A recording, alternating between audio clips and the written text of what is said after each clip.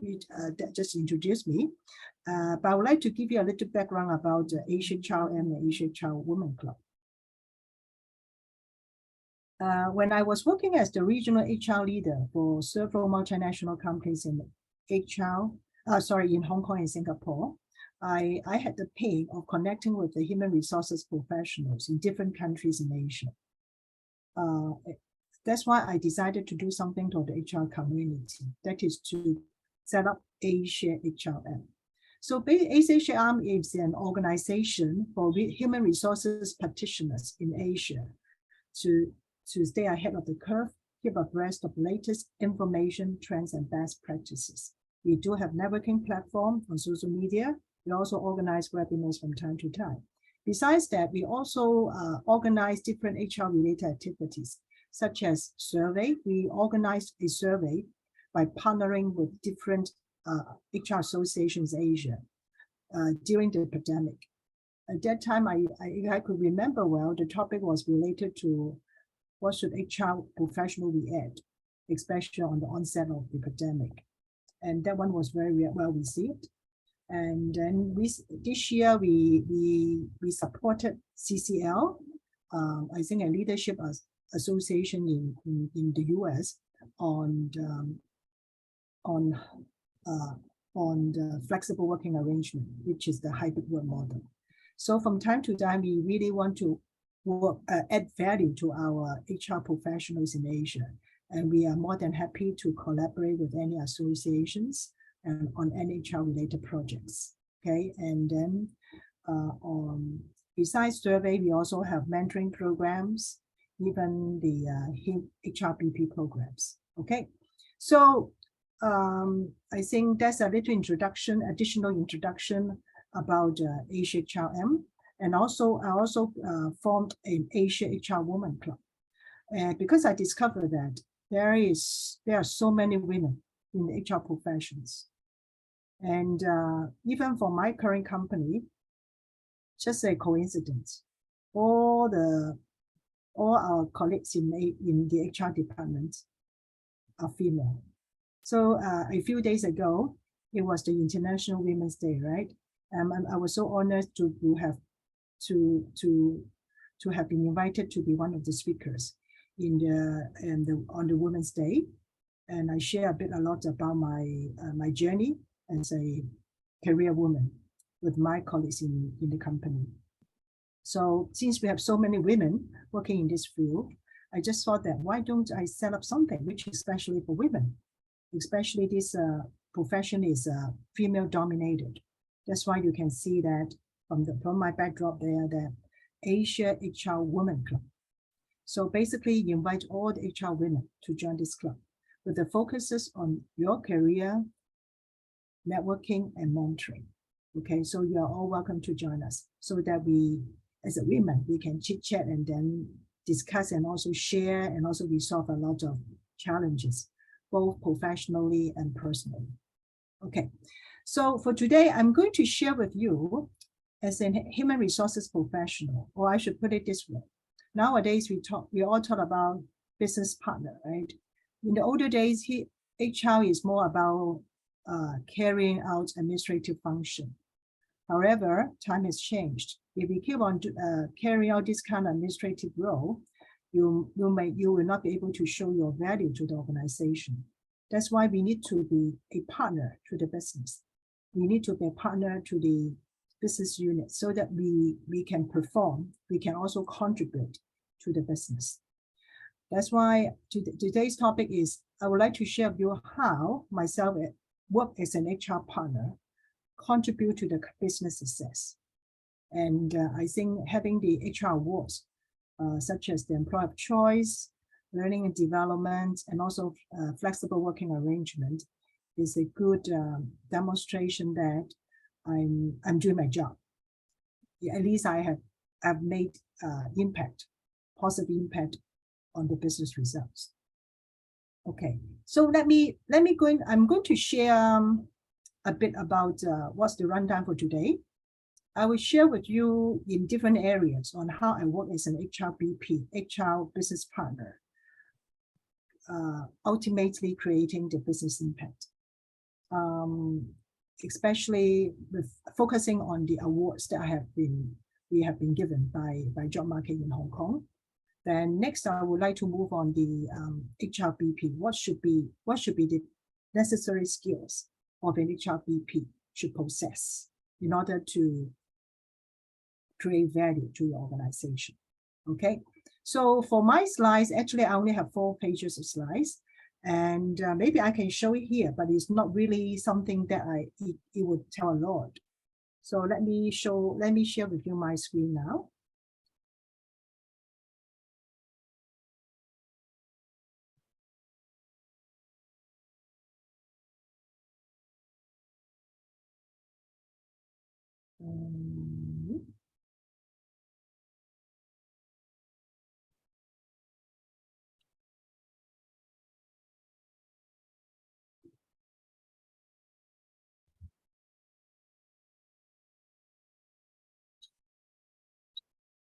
Okay, so before I share with you the best practices that I have done for my company, I would like to hear from you, okay, on some of the ideas about HRBP.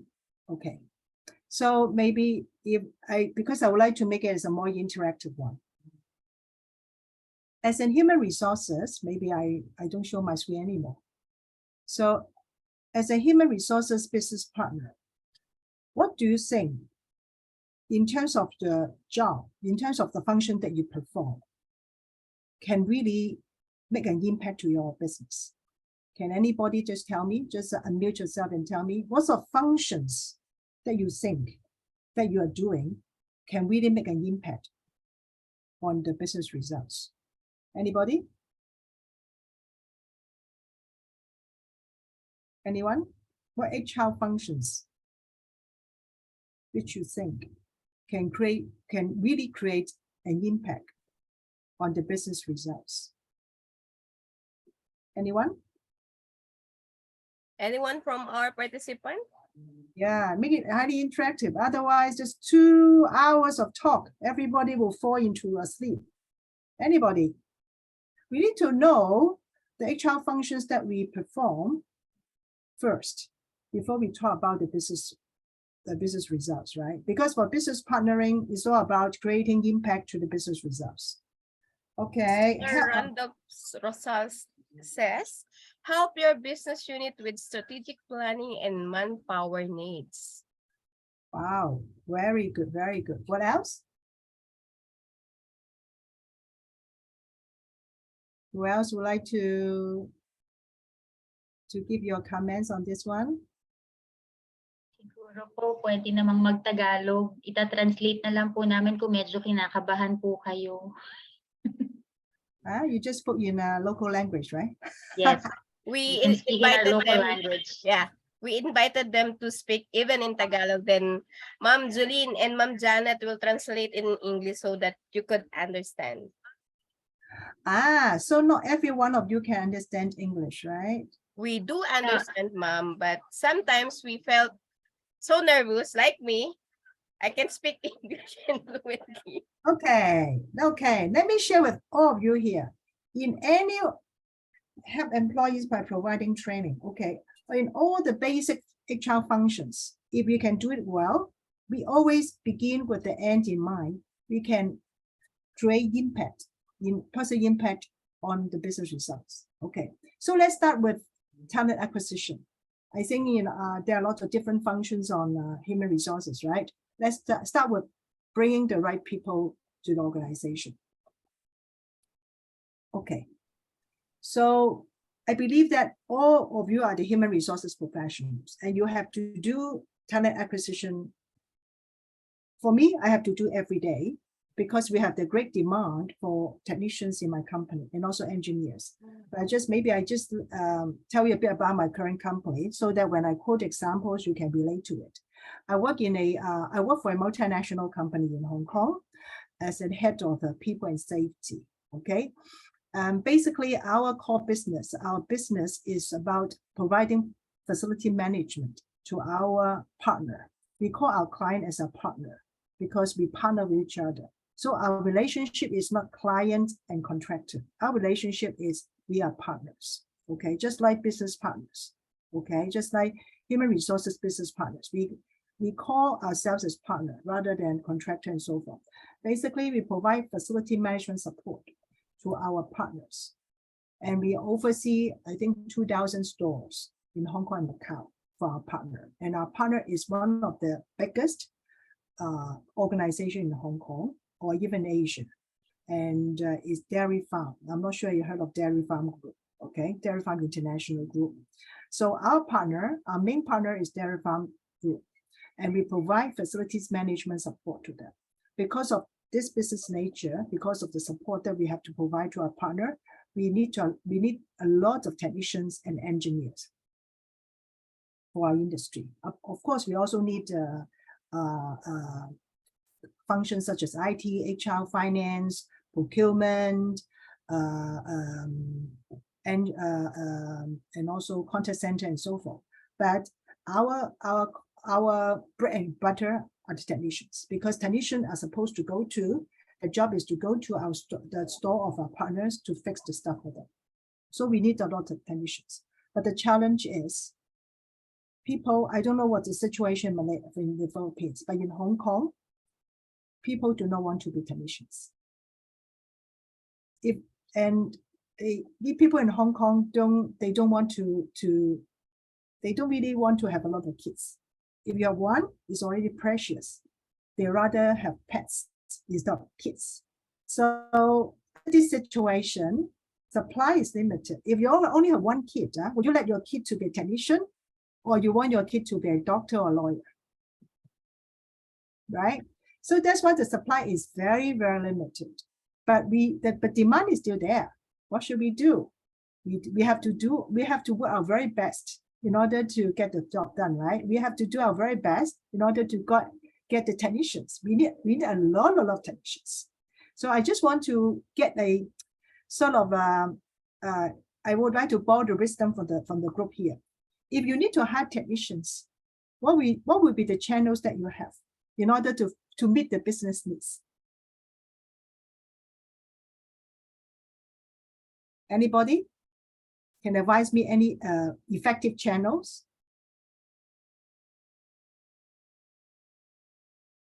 But if you can't do it, then there will be certainly an impact to the company's results. Because we go for self-delivery, meaning that we need to hire own staff to do it. We don't want to go to contractor to ask them to do it for us, because the way that we earn money from our partner is that we do everything by ourselves. That's why having adequate enough manpower support is very important to our company and also to our industry. So fulfilling the manpower needs is one of the ways for us to create positive impact to the business result. We don't have to do a lot of high-tech thing as human resources.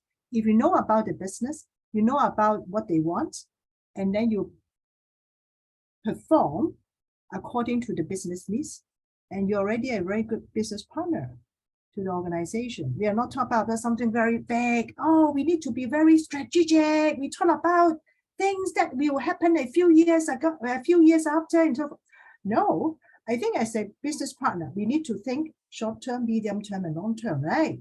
So we also have to attend to immediate fix. So when I joined this company a year ago, at that time I was told that also one of my interview questions is how to hire technicians in particular from the market. We all know that the supply is limited. So how will you do that as a human resources professional? If you can't hire any people, company cannot perform. Then in other words, we are a bad partner to the business, right? You just go for something very simple. If something very little, very simple, we can do it well. You're already a very good employee, and your boss will love you because you help them to solve this even very, very simple problem, but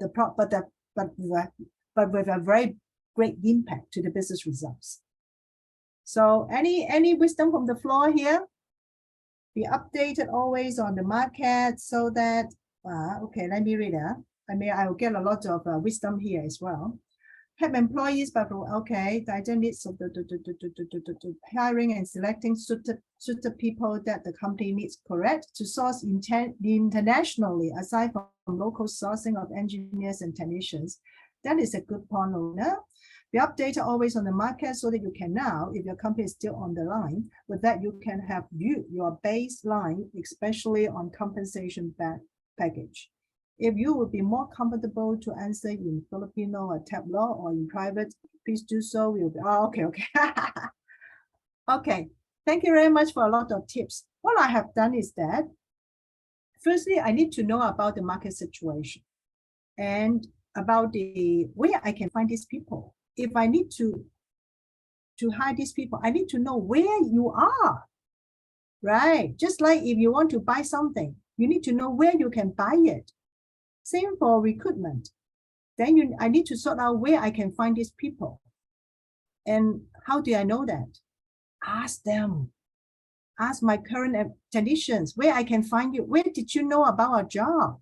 If you look for a job, where are you going to get it? Under what channel? Through what channel? You will find a job. And I was told a few channels, like in this industry, it seems that referral is very powerful because these technicians are not highly educated. They usually, if they want to change another job, they just talk to their friends who are also technicians. If they can find a job, what company is recruiting, then they just maybe through referral, they're able to find a job easily. A few job portals, okay, effective portals. That's why we need to look at the data so that we know which channel is the best. That's why later on I'll share with you HR analytics is one of the skills that we should acquire. If we don't know how to acquire these skills, at least we need a base understanding. And this will be the core function for you. If you are the HR lead in your organization, that would be one of the very important functions for you to perform. You need to read data. The data will help you to make decisions or give you some recommendation on what you should do. You rectify the situation. So with the help of the data, we are able to identify channel, effective recruitment channel. And apart from that, we also hold a lot of different career talk. We know that the people are there. So yeah, so we participate in this in different career days, whereby the people will get to know our company. And by the way, my company is quite new in Hong Kong, although it's a multinational company with its headquarters in the UK, but they have been in Hong Kong for only 3 years. So the name is not known to the public in Hong Kong.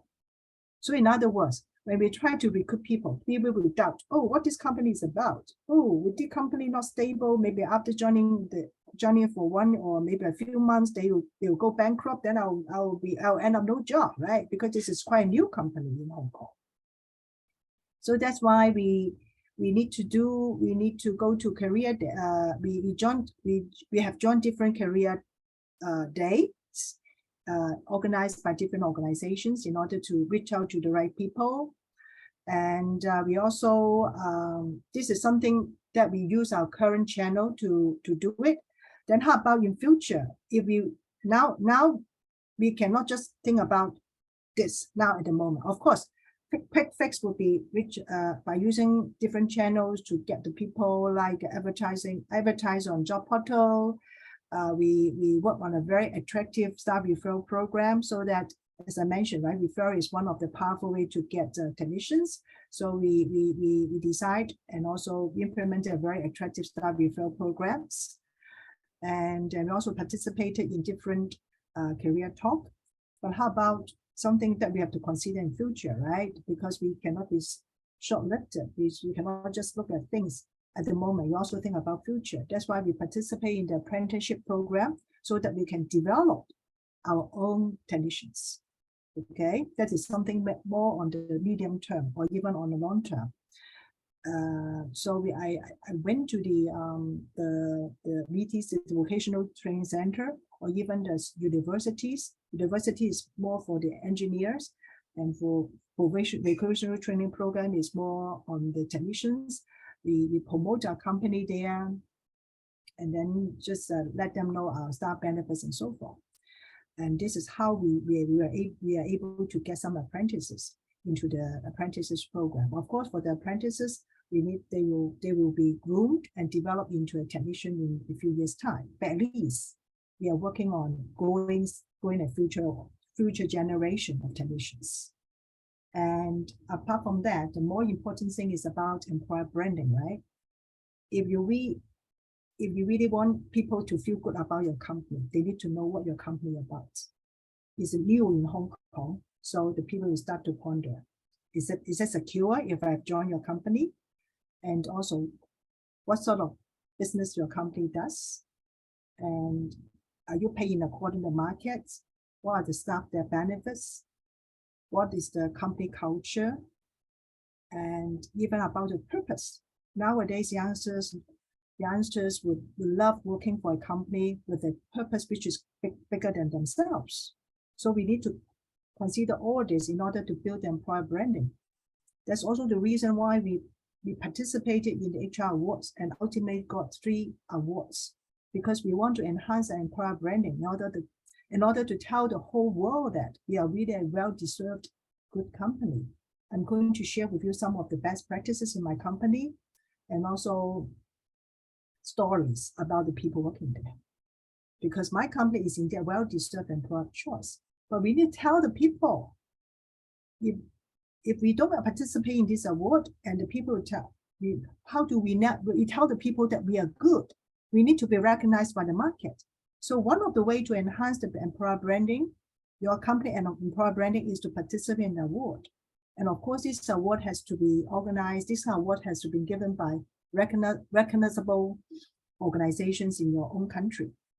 And Job Market is the oldest sort of the job recruitment company. They have social media. They issue newspapers. They issue magazines. Have been in Hong Kong for over 70 years. Everybody is a household word. Is a household name. The Job Market, everybody knows them very well. That's why we participate in it. Of course, by participating in a award, HR awards, right, can serve different purposes. One is to get your name out if you're able to get some of the awards, right? Another thing is to tell yourself whether your company is also up to par. If not, then you just based on based on the area for improvement to work on, right? Sometimes you may not be able to get any award. It's because of for a certain reason. Then we just learn it and then improve on it. Maybe next year we're able to get it. So one of the purposes to participate in award is for us to know what we are lacking of. Okay, so that's why we got these three awards, and just a coincidence, recently I think there are a lot of articles, research or survey about staff engagement, especially on this pandemic. During the pandemic time, a lot of people had to work from home. I also had a talk with one of your big organizations, the Philippines, about flexible working arrangements. How to employ, and people have to work from home. I understand in the Philippines, company also have this kind of setup by allowing the employees to work from home. And it has become the norm. I'm not sure the government has already made it as a rule, make it as a sort of the rule for all the companies to follow. But understand that it's something that workers in the Philippines or staff in the Philippines are looking for. They would like company to give them this kind of flexibility. So according to a lot of different surveys in Asia, even in this, I think globally, if we want to engage employees, there are 3 areas that we need to work on. Okay, firstly, especially to the millennials. Okay, because nowadays I think millennial will form the majority of population of the company in general. First one is nowadays employees look for flexibility. They want to be flexible in their workplace, even in the management dealing with the staff. So workplace, that's why we come the hybrid work model. Companies like in Hong Kong, my company has adopted hybrid work model since June last year. It was so well that we won an award on this flexible working arrangement. This is also in line with the one requires the EVP, right? Employee value proposition. And this is also one of the important EVP of the employees nowadays. They look for flexibility. Secondly, they look for growth. Before they decide on joining a company or not, they want to know whether they'll be given career opportunities, any training that they need in order to grow themselves. And thirdly is purpose. Would this company just focus on money, earning money? Understand that in a commercial company, all of them will need to maximize the commercial value, commercial gain, commercial return for their shareholders. This goes without saying. Otherwise, the company cannot sustain, right? This is very practical. But apart from that, has your company done anything which is for the betterment of the world? What's the purpose of company? I think last month, right? I had the chance to host a session delivered by 3M, and in that session, I learned a lot from them. The country director for Singapore, so 3M Singapore, just tell me that their purpose is very clear. Their purpose is to make a difference in people's life. Because of this purpose, the employee just got motivated and worked towards that. That's why they come up with a lot of innovative ideas, a lot of innovative products, because then their mind is, I want to make a difference in people's life. We want to do something to save the earth, to save the world, for the betterment of our future, for the betterment of the next generation. If company has a clear purpose, and that purpose is something bigger than themselves, do you think you're able to engage your employees? Okay, so this is, then we just go back to this recruitment thing. For the recruitment, and this is the employer branding. Yeah, employer branding, we also advocate on flexibility, we advocate on growth. All this can be illustrated by the award that we are given by job market. Even purpose. Yesterday in our Friday huddle, I just told all the employees that our company is not a normal company. You may not be able to find all the things that other companies have. Because I think 2 days ago, I went to Hong Kong Polytechnic to have a career talk there, because we want to hire more engineers. But again, engineers is lacking in Hong Kong. So I went there with the hiring manager and then delivered a talk. And then before I officially started introducing my company to them, I asked them one question: what has made you to decide joining a company? And you know what? What are the answers that you can think of from them? Anybody can give a guess? Ask them. What has made them to decide joining a company? In other words, what will motivate them to join a company, to join a new company? Because they are the final year students. Anybody can give a guess? Anyone? No? So quiet? Okay. To learn new things on handling employees. Okay, that is good. Yeah, they mentioned that they want to learn, they want to grow, which is in line with what I just shared with you about the survey or research about staff engagement, right? The 3 areas, right? They talk about growth, and then they also talk about, of course, money is important, right? The first thing that they told me is money. How much your company can pay me? Okay, money, and then growth. Yes, yeah, absolutely, Lovina, you're right. Salary, and then growth, flexibility, company culture. But I told them that, okay, we can give all of this to you. Our company can provide you with all this. The money, we pay according to the market. We have very good staff benefits. We can give you flexibility. We have caring culture. But one thing we can give you is the sense of purpose. We can give you a sense of meaning in your work. So I quote them because in my company, we do a lot of energy saving projects for our partners, which in other words, we save energy, but at the same time, we also reduce carbon footprint.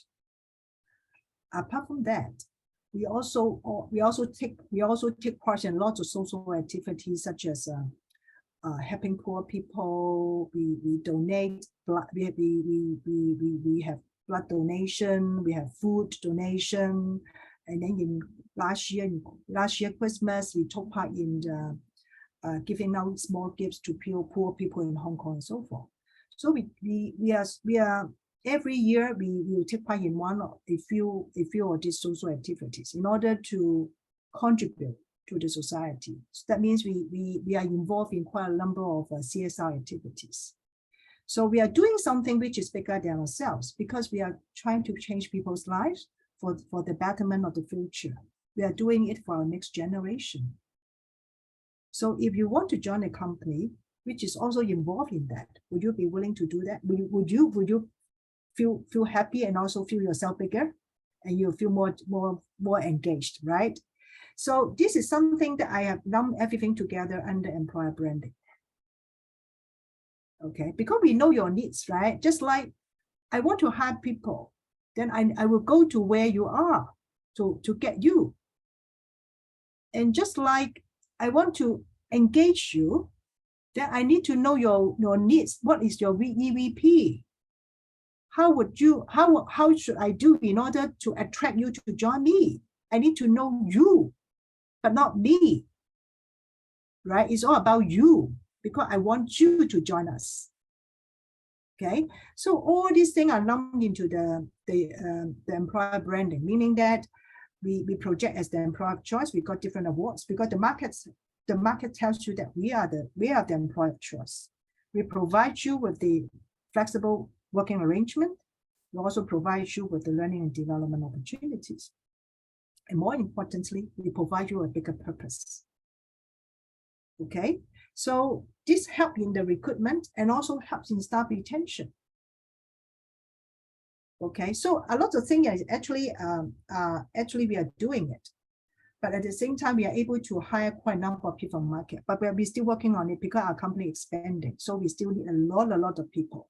So from the people joining us, from the morale, the survey that we have sent out, it seems that we are on the right track.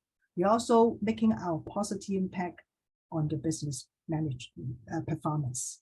Because last year our company performed very well. We basically exceeded the expectations of our partner, which is Dairy Farm International.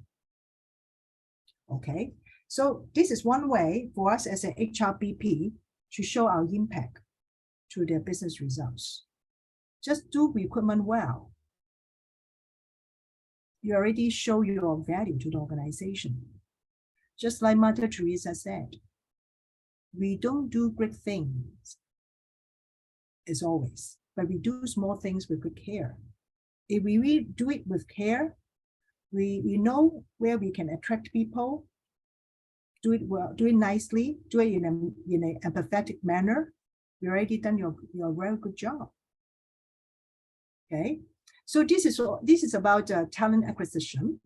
Then let me move on to, so as I mentioned, we have a lot of caring programs, right? So getting the people, acquiring them is only part of the onboarding journey. So we also have a onboarding buddy program, helping new employees, new joiners to settle in quickly. So we want to show that we care for you. We want to know what's in your mind. That's why we have a sort of buddy to be with them at all times, hoping that they can perform, they can be up to speed quickly and care for their needs and so forth. So we have this we have the buddy. As part of the buddy program, we have a regular gathering with the new joiners as well with the buddies. This again is a demonstrating your caring culture. So as I mentioned, right, company culture is also important. HR will certainly play an important part. Of course, culture always are led by the top management. But HR is the one who really have to drive it. Okay, So let's move on to the talent acquisition. Okay, so from talent acquisition to staff engagement. Once we have acquired the people, how do we engage them so that they can work towards the business objective, right? How can we retain them so that they are fully motivated? Okay, so let's move on to staff engagement. How do we, as a HRBP business partner, create impact to the business result in the area of staff engagements? Okay. So, as I mentioned, right, you need to engage your employee. Then you need to know what can we do to engage them. Am I correct? If you don't know how to engage them, how will you engage them? Again, it's about you, not about us. So as I mentioned that we have the EVP, right? The EVP, I mentioned that how to engage them, flexibility, a sense of purpose, growth. These would be the three areas. I think constant communication is the key. Each company, employees in different company varies from another company. Of course, this is what the survey or research has told us. But again, we need to have regular communication with employees so that we know what really engaged them. So we do have surveys, and also we also have informal discussion with them, always chat with them, especially when they work from home, right? So we keep this kind of dialogue on a constant basis in order to know their needs, okay? Providing a training that may perform all employees, feel free to comment, okay. So I may not be able to catch all the comments, but maybe afterwards I will have a Q&A session, okay? So,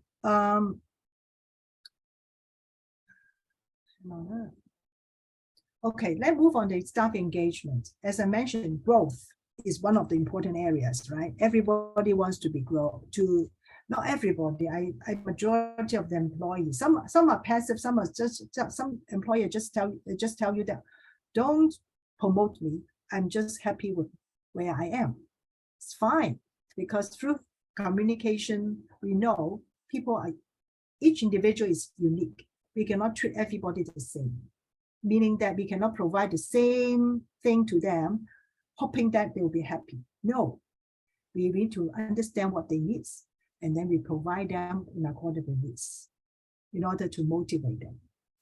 But growth is certainly one of the big areas that most employees will feel motivated if employee really focus on this area.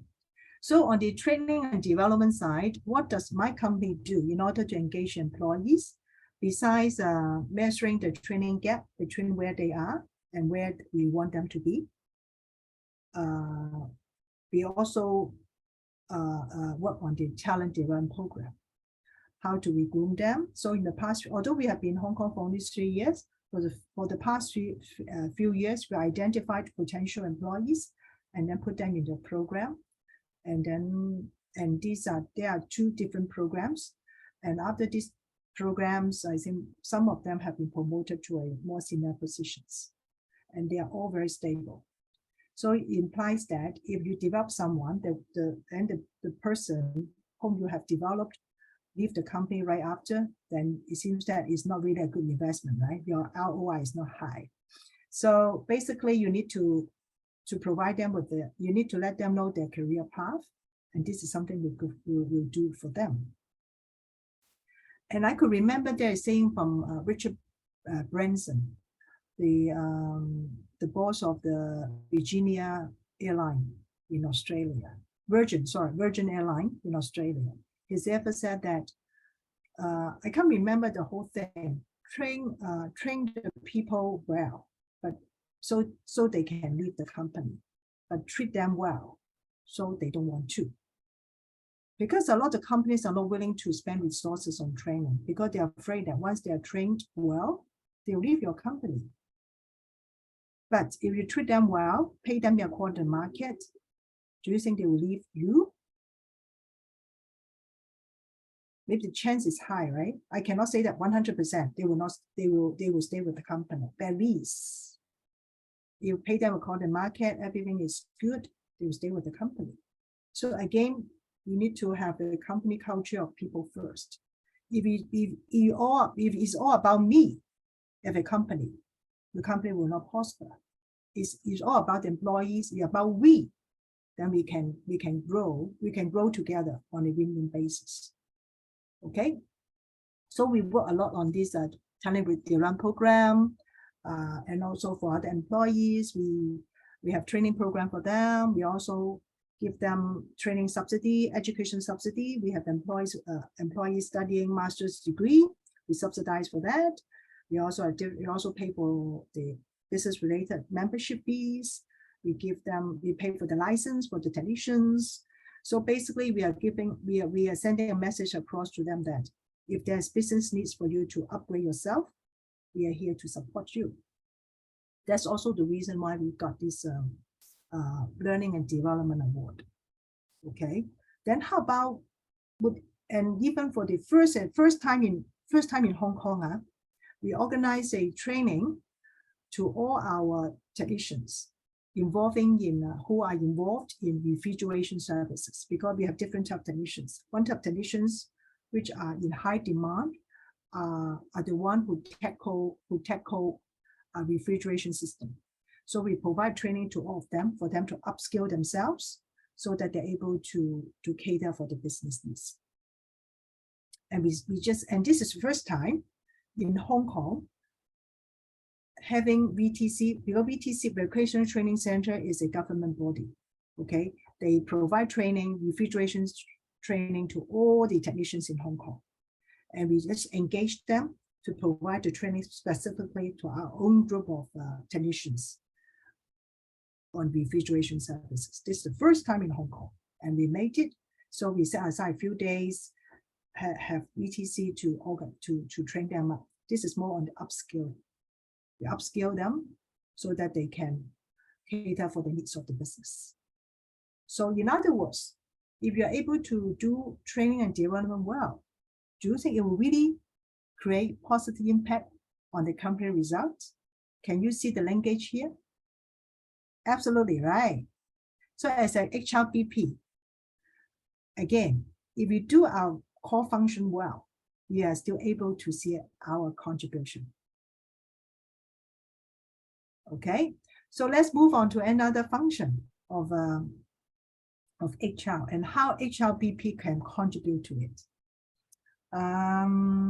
Of course, for the growth, right? Apart from training and development, I'm also mentioned about promotion from within. We also prioritize all the promotions to prioritize all the job opportunities to our internal employees first before we hire externally. So we encourage lateral transfer or promotion, and we also advertise internally for any vacancies in order to maximize the opportunities for our employees. And also, if they do have any career aspiration, just feel free to tell your manager. And if they think that you have the potential to be groomed, we are more than happy to support you. So after the VTC training, we gathered that quite a number of technicians wants to be engineers, and we are so happy to see it. Because a lot of time, traditional people think that technicians are not eager to be groomed, to be developed, because they don't really receive a lot of education, right? They just think that they are not capable of grooming or growing their career further. But in reality, it's not the case. If you really have this kind of mindset, you really want to do it, and you're willing to receive training, do well in your job, I think the future is on your hands. Okay, so we have covered training, and then another function would be more on the CMB, right? Because if you do things well, again, it's all related to the business. We can contribute to the business. So we participate in a lot of pay survey, and we also engage we also engage Conferry on this pay scale thing and so forth, making sure that our salaries actually are in line with the market.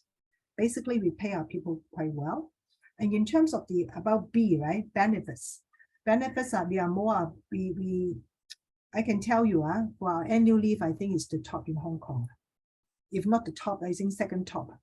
Can you guess how many annual leave do we have for all levels of employees? We treat everybody the same, including an annual leave entitlement. Anybody would like to have a guess? Anyone? You can type in the chat box if you don't want to unmute yourself to tell me. Anybody? How many days? 10? No? More than that?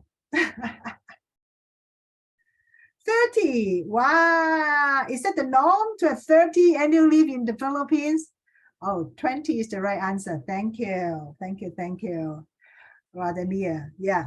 So we offer 20 days to our employees across the board, no matter they are the technician or they are the CEO.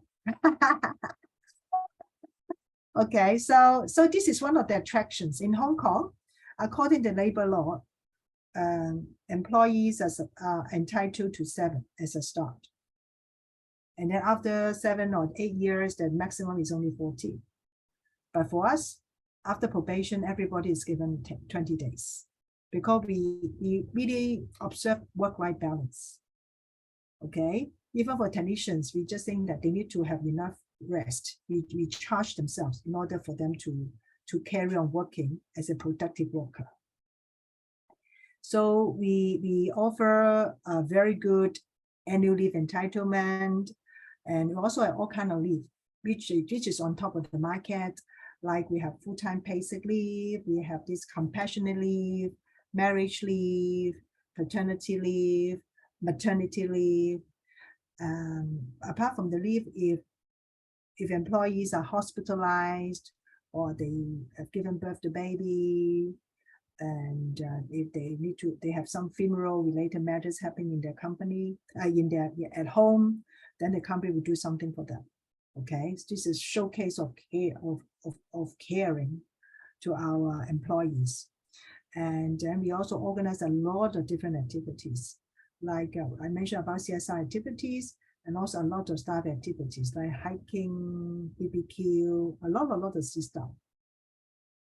And apart from that, we also learning and development. We already covered that. A lot of these kind of activities, and we have a very nice office environment.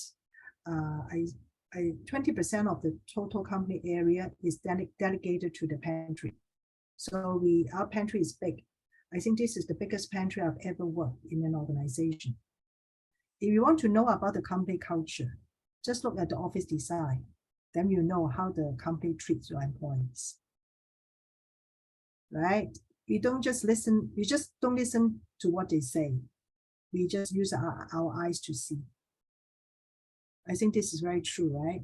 So people sit spaciously, and we care about their health. So we do provide inpatient, besides the physical wellness, we also provide them with mental wellness. We give out holistic wellness to all our employees. So even on the mental wellness side, we have a lot of wellness activities. We have activities every month, like how to eat healthily, yoga, training, even massage. We hire a massager to come to our office to perform 30 minutes massage to a total of 30 employees on a quarterly basis, because our employees love receiving massage, body massage. Basically, it's the head, the neck, and the back. Okay, and we also have the walking challenge. And then this month we are going to organize a health day, so that somebody will come to our office to conduct this blood test for them, take their height and so forth. And last month we had this preserved flower diffuser workshop. We have the trainer to come in to teach them how to make a diffuser. So once it's done, they just put some aromatic oil in it. Then the whole room you will feel very relaxed in the room. So we just do everything related to their wellness. And more importantly, we also offer the employee assistance program. What is it about is if I'm not happy, I have some issues at home or even at work, I want to talk to someone who will be a stranger to me, but that person is qualified to listen to me and also give me some guidance. So we have joined this program. And this program is just not for our employees, also for their families. Because a lot of the time when you have issues, it will not be caused by ourselves, right? It's sometimes related to our family and friends, colleagues. That's why this service is provided to employees and those around them. So this is more about their mental wellness. So basically, we care about the physical and mental wellness. So this is more about the benefit side. And apart from that, we also have a safety officer to go to each of the new joiner, checking on their sitting style, whether it's okay and whether they will feel not comfortable or sore because of not sitting properly and so forth. So again, we provide them with the cushion, the backrest, and even the footrest. We basically send a message that we want you to be healthy. We care for your health, and we also distribute fruits every day to all employees. Again, is a demonstration of care to employees. There's a saying in Chinese that if we eat one apple a day, a doctor will keep doctors away. Maybe you've heard of it, right? Even in the Philippines, it implies to us that eating more fruit will do good to our health. So basically, we are involved in all these things, and this is more about staff engagement by providing them with good remuneration and also benefits. And as far as our company culture is concerned, as I already touched base on some of the small things that we do, and we are also sending across the message to them that people first is our culture. We care about you. Even our company tagline is, our people are the soul of Citi. My company name is Citi, C-I-T-Y. So basically, we put really people first. A lot of caring programs, as I mentioned, the flexible working arrangements, distributing fruit. Even when we decide on this, on the medical program, we also have the employee assistance program available. We have a lot of this program because we care about their health, also care about their growth. That's why we focus on training and development. But at the same time, we also need to make sure that employees are good performers. That's why we also work a lot on this KPI. We focus on KPI. They are all clear on what they need to achieve. And because of this, but because of all this sort of staff engagement measures, I'm not saying it's measures, all the good things that we have done for the employees just work extra mile. We don't have to tell them that, oh, you have to work hard. We don't need to do it. They feel it and they just do it. Especially flexible working hours, working arrangements. We are not sitting next to them to watch them doing their work. We just based on what they have delivered as their performance measurements. That means we focus on their result rather than the hours of work. And we are also based on trust to work with each other because we are partners, right? And this is something that we can engage employees. I don't think employees love to have their boss being the micromanaging. They just give them free hand, empower them to get the job done. As the founder of 3M ever said, we hire good people leave them alone. Meaning that you don't have to watch them every minute, every second. Give them the autonomy, establish the trust, have the clear guidelines, clear KPI, even clear deadline. They'll get the job done. This is so easy to be seen in my company. Even I have a new colleague who just joined my department, and then she commented that, wow, this company is very good, but it seems that people are very relaxed, but actually everybody's workload is very heavy. Because she also her workload is very heavy, but she loved that. She doesn't mind being given a heavy workload because she enjoys working in this environment. She enjoys the company culture. So again, how you engage them is not just by talking. You just done it and people feel it and they will go extra mile. Okay, let me move on. Communication is one of the part that we are focusing a lot. As I mentioned, we have this Friday huddle. Okay, so every Friday we have the whole office will group together. We'll gather together to sing birthday songs to those who have birthday of the week. We also welcome new joiners, and we also have some announcements, even some of the knowledge sharing session there. Say, for example, last year we asked each of the departments to share what their basic functions, introduction of the basic functions in the Friday huddle. By doing that, we are able to know the basic function of each of the departments, which really help us to perform our work.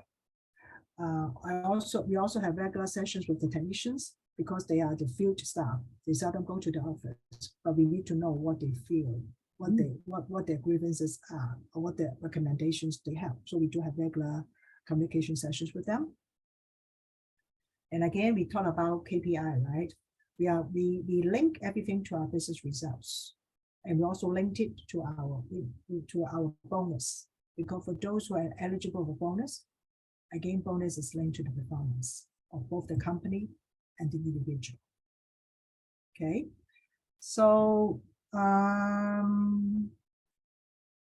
again, we as an HR, right? HR professional, these are our basic functions. Say, for example, talent acquisition, giving an equitable compensation and benefits package to employees, engaging them by fostering a very good culture, by arranging by doing in different areas, giving them learning and development, knowing their needs, by communicating with them, having a constant dialogue with them, always with a win-win mentality in your mind, go for a people first culture, then that eventually will become the employer of choice. And eventually, the company result can also speak for itself.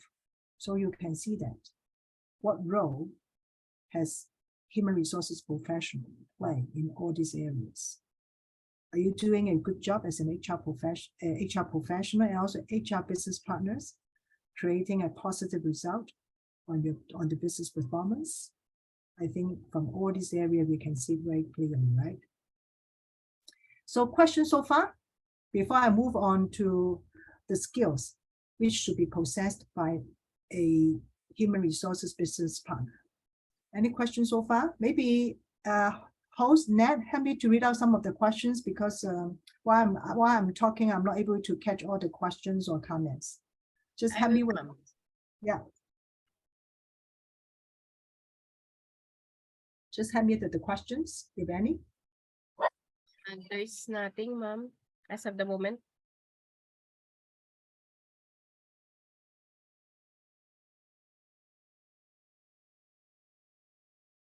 Are you reading questions? Are you reading out the questions? There is nothing, ma'am. Okay, good. Okay, let me carry on. If you have questions, just feel free to ask. You can unmute yourself. I would love to have an interactive session, okay? So next would be as we can see that the importance of human resources business partnering, right? We need to be a partner. We can also see the impact that as a business partner has made to the business results. Then what sort of skills that we should possess in order for us to be a very good business partner? First thing is you need to know about the business. If you don't know about the business, how do you come up with the strategic plan? Anything strategic. Well, remember the word strategic. Everybody says about strategic. It's all about business. If nothing to do with business, you cannot call yourself as strategic. Meaning that everything has to refer to the business. Everything has to link to the business. Everything that you have done has to be linked with the business results, the business performance. Begin with the end in mind. If you have this in mind, you are able to perform as a very good business partner. With that in your mind, you are not doing a good job. So how do you link it to the business result? You need to know about the business. Okay, so for me, I know about what are bread and butter, what our patients do. Knowing about the business, having the business acumen, I'm able to bring in the good people for the organization. I think bringing in good people for the organization is very important. And so one of the key jobs, key duties of a human resources professional, where no matter you're a human professional or business partner. Okay, then next would be for me, it's more about as a business partner, you need to be a consultant, business consultant. What's meant by business consultant? Business consultant is you give some advice to the management, especially in the areas of human resources. Again, you need to know about the business, right? If you don't know about the business, how can you give them good advice? So how do you give them good advice? Always. A lot of times, not just management, a lot of line managers, a lot of times I would use coaching, meaning that what do you want to achieve? What's the current situation? What are the options that you have? And what will you do? I always adopt this coaching approach in a lot of my communications, like meetings or even in a counseling, in chatting with the line managers. Because a lot of times they're not clear what they want. So by adopting this role model, I'm able to clear the thing out so that they know that, oh, this is my objective. Ultimately, I need to perform like this in order for me to achieve the goal. So this helped me to do the business part, the business consultation role in performing this role. So being a business good consultation, business good playing good consultation role. Thirdly would be about HR matrix. As I mentioned, right? If you don't have data to tell you what the situation is, are you able to give out very good decision, to make good decision, or even come with good recommendation? So your human resources, we need to work on a lot of different matrix. Like for recruitment matrix, we need to know how long we need to measure how long it takes us to get a candidate from the market. We need to know how long is the onboarding process. We need to know how effective your recruitment channel is. We need to know how much you spend on one single recruit. So this is a recruitment, about even CMB, about a survey. These are also part of this HR matrix. But from this HR matrix, some are predictive, meaning that with this data, with this trend, you are able to predict who is going to leave the company next. So you can see the power of data. So that's why as an HRBP, you need to know, if you don't know how to compile the matrix, at least you need to know how to read it, how to make some decision out of it. Okay, so HR matrix is one of the subjects that we have to learn. Another one is we talk about talent, right? So we need to know how to develop talent, how to give them a program, how to identify them, give them a program, And at the end of the day, they will stay with the company and grow with the company. So talent management is very important. Another one is change is constant. We need to cope with change. We need to manage change. Of course, HR is part of the team, is one of the change agents. So how to do it effectively, especially we see changes almost every day, and the pandemic has made the world upside down. So that's why we need to have these kind of skills on change management. And also the financial figures, you need to know, right? Okay, this is how if I'm given a P&L or balance sheet, financial statement, or this is how I read. Oh, okay, the company is earning money, losing money, and this is our asset. You need a basic understanding on the financial side. You want to be an effective business partner. Say for so that when you're in the board meeting, we are able to get a place, get a seat in the board meeting. We talk about some of things related to finances, financial results. We are able to know it. We know how to read it. We know how to understand it. And one last thing is, which is also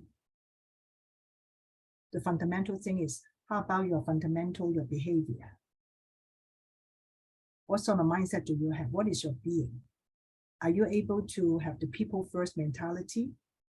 If you are the one who has the people first mentality, whatever that you have performed will really help you to achieve what you want.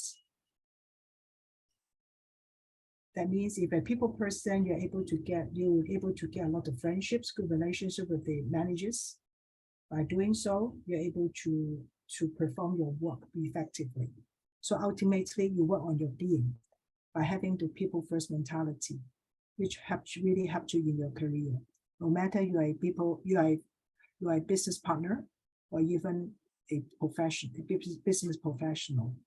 You want to excel yourself in your career. This is something you need to work. Everybody has to work on. So I think I've covered everything that I wanted to cover today. And since we talk about human resources business partnering, right? So earlier I also mentioned that we have a program called Human Resources Business Partnering. I would like to introduce you to this program. Give me 1 minute. Let me show you the screen.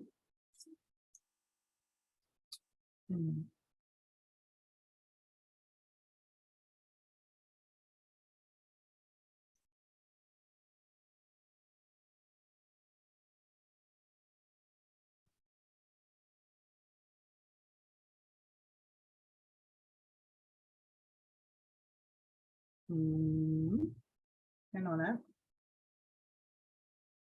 Maybe you can prepare your questions if you don't have any.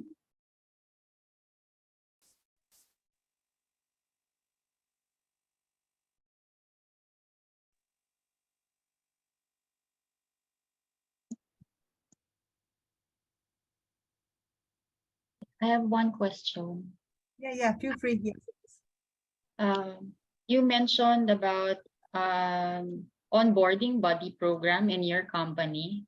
Now, most of the ones that you shared are usually coming from probably big companies like you belong to.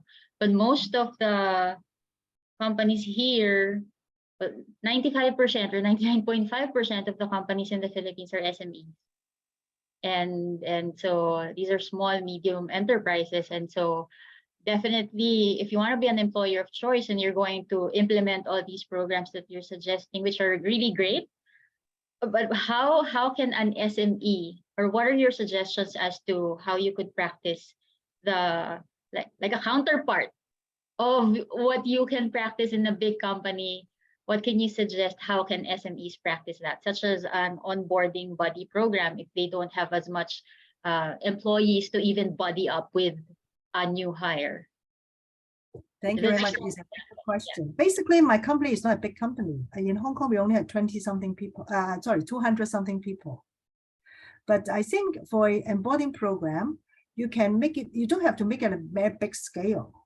Meaning that I think the purpose of the whole thing is to get the employees settled in quickly, right? So that they can perform their work as soon as possible, so that they can be productive, right? Quickly. So with that end in your mind, what can you do in order to achieve that goal? Because I always believe that resources are limited, but people are resourceful. Onboarding buddy program, one of them, but you can always assign buddy. You don't have to pay them. For us, we don't pay buddies. We don't pay employees buddies. I just ask my employee, hey, can you be his or her buddy? Just let her know or him know what are they supposed to do as a buddy. Give them a brief training or give material if there are questions to HR. Okay, you just these are the things that you need to do, and that's all. We don't need to spend a dime into this onboarding program. You just arrange it properly. We have signed you with a buddy, and the buddy is aware of what he or she is supposed to do, and then check on them from time to time, like we need to follow up on the progress of both parties. And that's what we need to do. That's what we do. But we organize sort of a quite formal gathering, like a morning meeting, breakfast meeting on a monthly basis. But not all of them have time to attend it. So I just tell them that maybe you need to attend it maybe at least once in your probation period, and they're all okay with that. But I think the purpose of having a morning breakfast meeting is just to gather the people so that they can talk in a relaxed area. But if your company do not have this budget, just arrange maybe a casual talk. As an HR, you don't have a lot of new joiners, just go to them on a regular basis or irregular basis to check on them. So you can check in. I think it's good enough. Just assign them a buddy. If you don't have a buddy, then HR could be their buddy. HR can be a buddy of anybody, right? So we just always remember this is what we want to achieve. We base on our resources to do it. But if resources are limited, I believe that we are resourceful, come up with different ways and means. Even for the buddy program we have, we don't spend any money.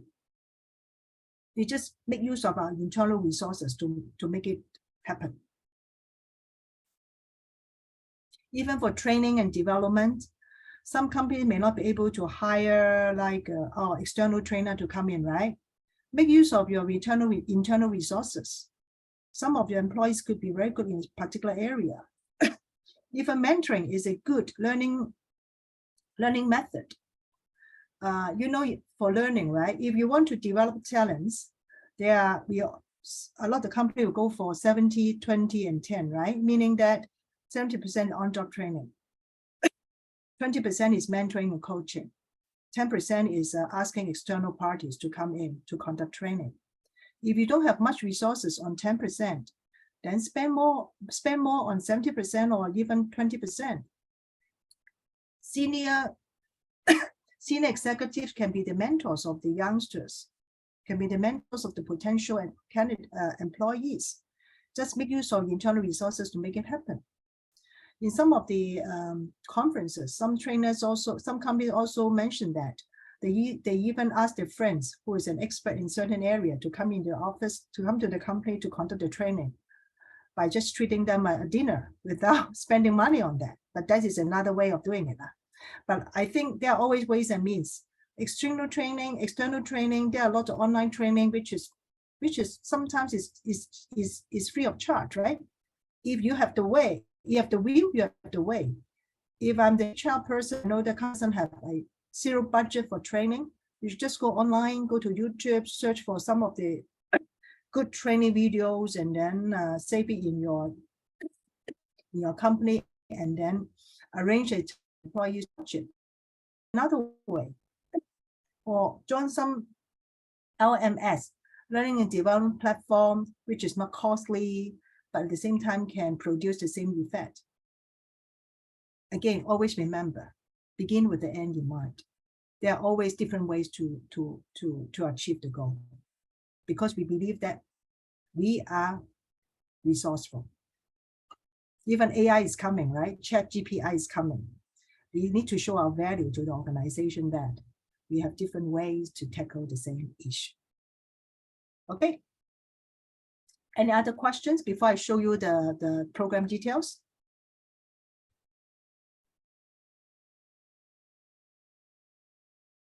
Actually, I No? have one more. Actually, I Yeah, have one yeah. more. Go ahead. Go ahead. Go ahead. Because most of the ones that you shared are, it's like a proactive approach so that your company would be an employer of choice. Now, there are certain situations, may you be an SME, a big company, or just like in any organization, there will be complaints, there will be conflicts, there will be perhaps certain situations that the reputation of the company will be in jeopardy or it will be compromised. Now, if you still want to be an employer of choice with these situations, just in case it happens, what are your suggestions as to how these can be dealt with, such that it's not just really to pacify, but you really want to be an employer of choice? So, what are your suggestions how to handle the other side of the coin, which is not as positive? Or yeah. Yeah, thank you. Very good question. As I mentioned, right, one of the ways, one of the skills that we should possess is our fundamental and our behavior. We need to be a people first person first. We need to have this kind of mentality. By having this mentality, it's all about them, not about me. If you think everything from their perspective, be empathetic, I think you're able to get a lot of friends in your company. It's all about them, right? If you want to go for employer of choice, you just tell your stakeholder that, like the one of the hiring managers, that, oh, I by achieving that, we're able to get more people for you. There's nothing lose for him. He can only gain a lot of talents. With good relationship to him or her, do you think he or she will listen? If they support, you talk to your boss, they all support. That's the way to go. And there are a lot of these awards in the market, right? You can go for the one which is cheaper, but at the same time can generate the same impact. So again, I understand that company would have conflicts, this and that, right? But if you have the right mentality, work on your being, having good personal, interpersonal skills, establishing good relationship to your stakeholders, explain to them that this is something good for them, not good for you, for them. It helps them to get people, right? They will listen to you. Okay. And of course, you need to get your buy-in. You need to be also get the buy-in of your boss. If your boss knows that you think from the company perspective, but not from your own, then it really helps you to speed up the thing. Yeah. A follow-up question to that one last. Just what are your practical, let's say a script? What do you normally say if you need to let go of a person? When you need to, what do you say during an exit interview, such a way that if your goal is still to be an employer of choice, but you have to let go of employees, what is the best way to deliver that bad news? Yeah. Okay. So there must be a reason, right, to let go of a person. Then how about, does your company have a staff discipline procedure? If your company has this kind of procedure in place, then you will not be caught in any surprises. I mean, the employee will not be caught in any surprises, because if you go through this procedure, if somebody is asked to leave because of performance, the company must be talk to them day one, verbally or by writing, so that he also acknowledged that this is something he or she has to work on. Then giving them sufficient time to rectify the situation, then come with the action plan. Then when the time is due for review, then talk to him again. If still no improvement, even the final warning. So at the final, usually, according to my experience, before the final warning, the people will resign from the company. You don't have to ask them to go, because they already know that there's something wrong with them. They cannot cope with the company request because of face issue. I believe I don't know, in the Chinese world, we all talk, we are all really treasure our face.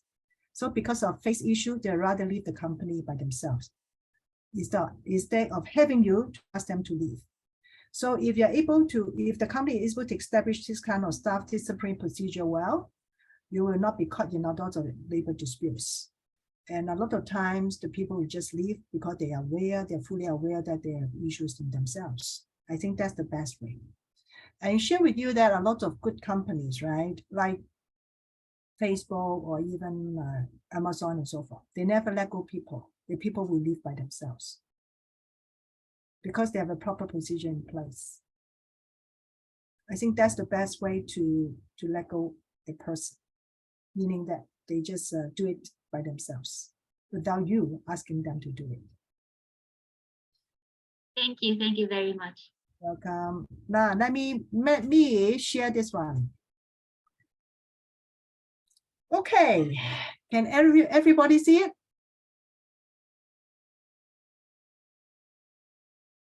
Everybody? Yes, ma'am. Okay, good.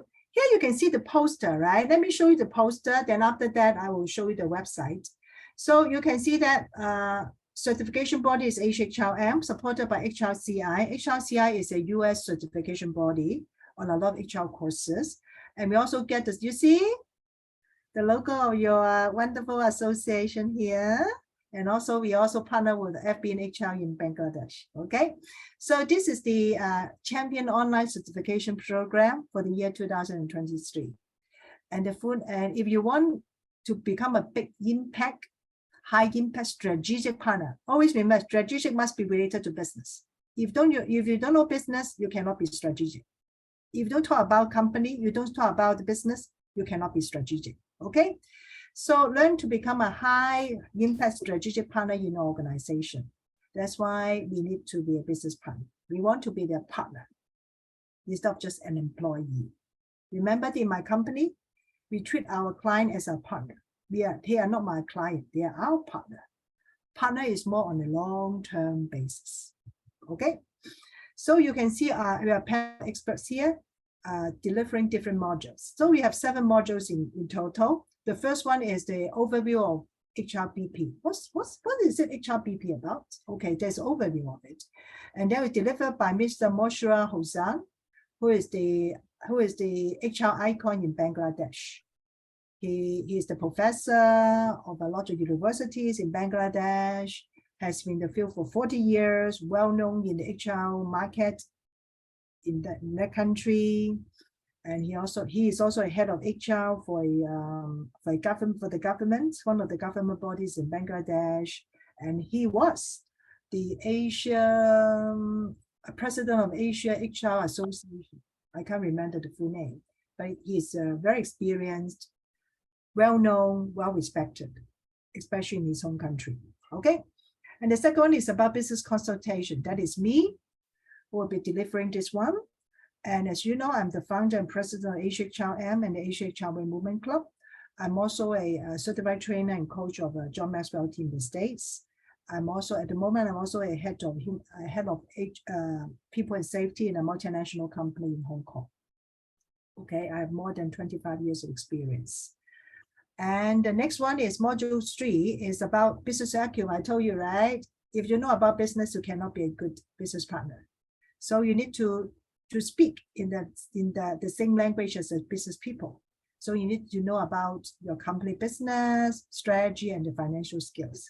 When we are given a financial statement, we need to know how to read it, how to see what we can find from a profit and loss account, what can we find from the balance sheet. Okay, so module 3 will equip you with this kind of knowledge.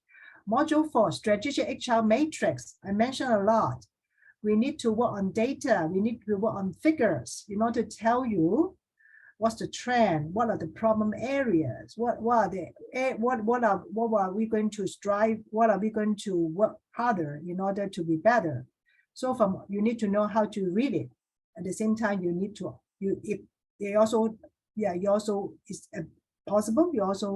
you can also know, you need to know how to compile as well. At the moment, I've already asked my staff to come with different HR matrix. I don't know how, for me, I don't know how to compile HR matrix, but I know what I need. I just tell my staff to make it happen. They basically use Power BI or Excel to come with all this data, create different graphs, different trends, and I recommend Power BI. At the moment, Power BI is the most powerful tool to do data analysis. Okay, So change management, as I mentioned, change is constant, and usually HR is the change agent. So you need to know how to handle change management. You need to have this kind of skill. Talent management, talent is our future. So that's why how to rebuild the talent pipeline, how to redesign a program, etc., etc. It will cover in this module. And lastly would be the bonus module, sharing from our HR leaders on their business partnering journey. So each module, it takes 2 hours, it's an online course, and we do it real time. And usually we'll do it on Saturday morning, with the exception of 2 sessions, which will take place in the evening. And usually the class is only 20 to 30 people, but it depends on the demand.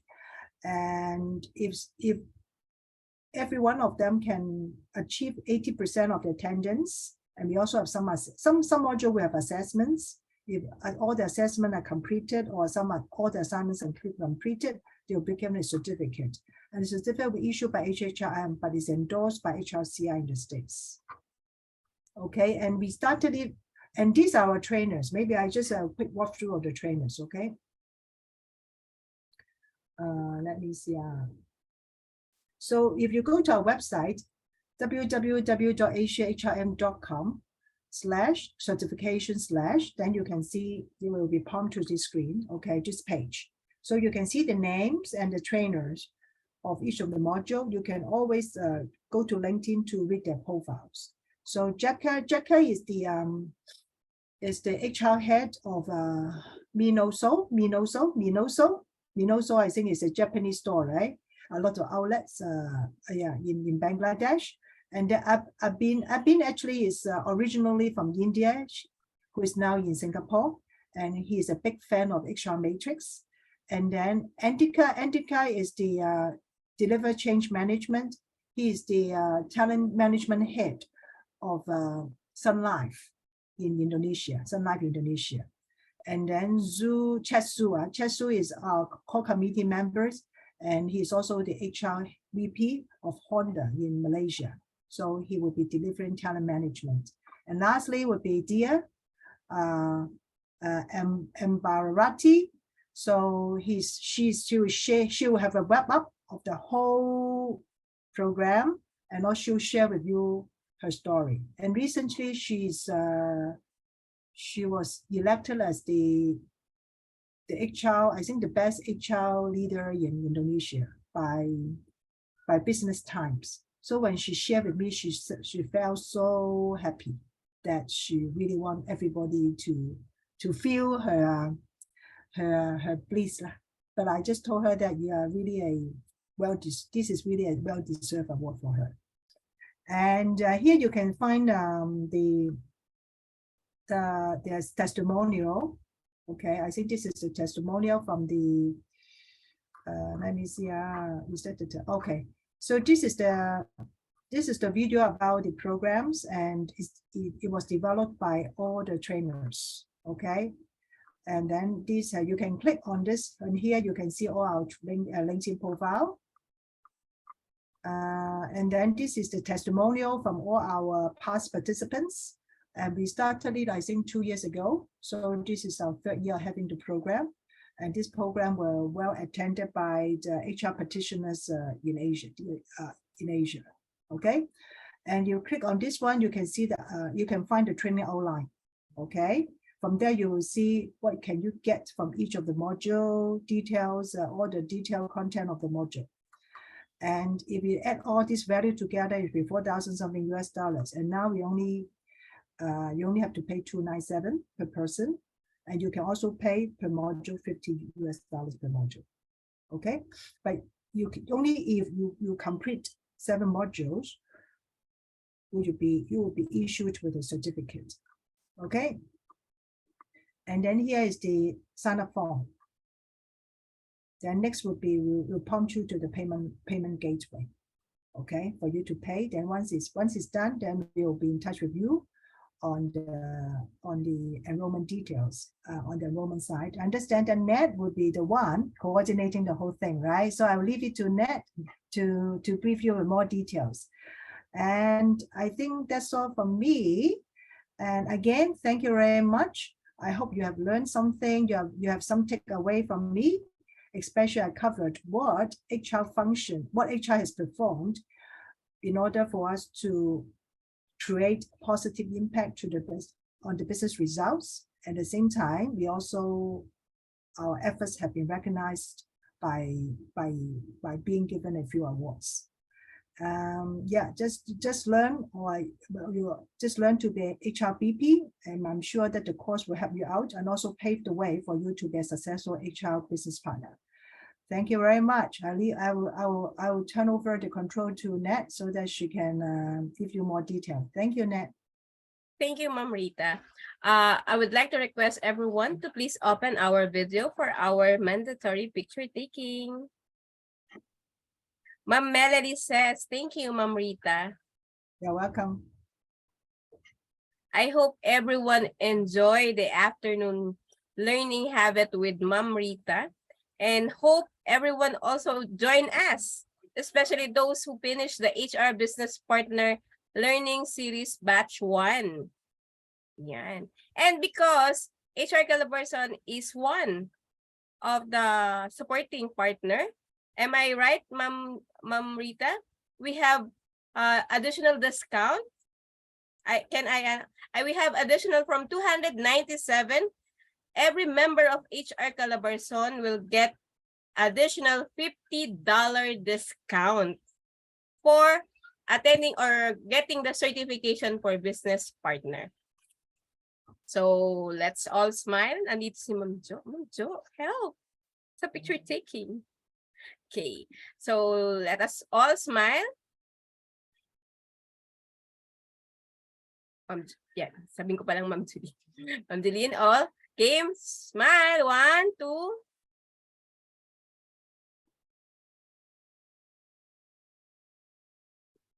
Ayan.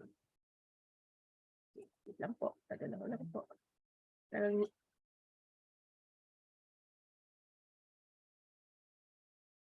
Okay.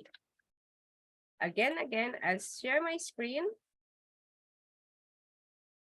Ma'am Rita, HR Calabarzon Group Inc. present the certification of appreciation for Ma'am Rita Tsui for sharing her invaluable knowledge and expertise as a resource speaker for the 82nd HRE Knowledge entitled How Does an HR as a Strategic Partner Gain an Employer of Choice Award for the organization via Zoom and Facebook Live at 2 o'clock p.m. to 4 o'clock p.m. Given this 11th day of March 2023, signed by founder and co-founder Zorina Caparal. Ma'am Rita, we are very, very thankful for the afternoon that you have given to us. I know you're so busy, but you gave much time for HR Calabarzon. Thank you so much. And to all participants who would like to request for e-certificate, again, e-certificate link will be available and open for access until 11:59 p.m. today. And the link will be posted until 4 o'clock p.m. this afternoon via Facebook Live. E-certificate will be sent to you after 2 working days, not including Sunday and holiday. Means you will receive the e-certificate on Wednesday next week. Please do ensure that the Google form was accurately filled up of your first name, middle initial, and last name, and your email address accurately. The link will be posted in Zoom chat box, Facebook group, and at the end of the Facebook of this Zoom meeting. The minimal fee is 50 pesos per attendee per webinar. Please, we do not entertain e-certificate requests via email nor messenger for auditing purpose. Our GCash number or the QR code, please do screenshot. Our number is 0919-009-6339. And again, we are inviting everyone to join the HR Business Partner Learning Series Batch 2 in Cavite for a hybrid workshop.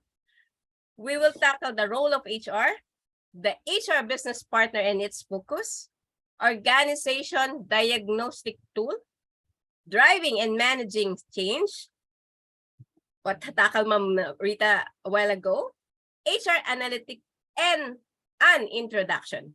Again, the rate is 1,200 plus baht for virtual, and for face-to-face 2,000 plus baht, including AM snack, lunch, and PM snack.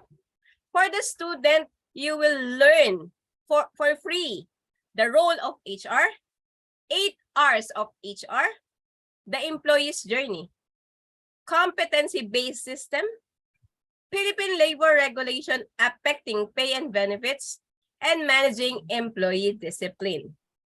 Again, HR Calabarzon is inviting everyone to join us. Baka maging mag-classmate tayo this coming year to be one of the champion online certification for the year 2023 Human Resource Business Partnering with the certification body of Asia HRM. Please do message me if you are interested. I could assist you to get the $50 discount. So from $297, you will get it to only $247. And our QR code for the e-certificate, please do screenshot and we will be happy and assist anyone who would like to get the e-certificate. Again, Ma'am Rita, in behalf of the HR Calabarzon Board of Directors, we are very much thankful for the afternoon that you have shared to us. I hope to see you soon, Ma'am Rita. Thank you. Thank you, guys. Bye.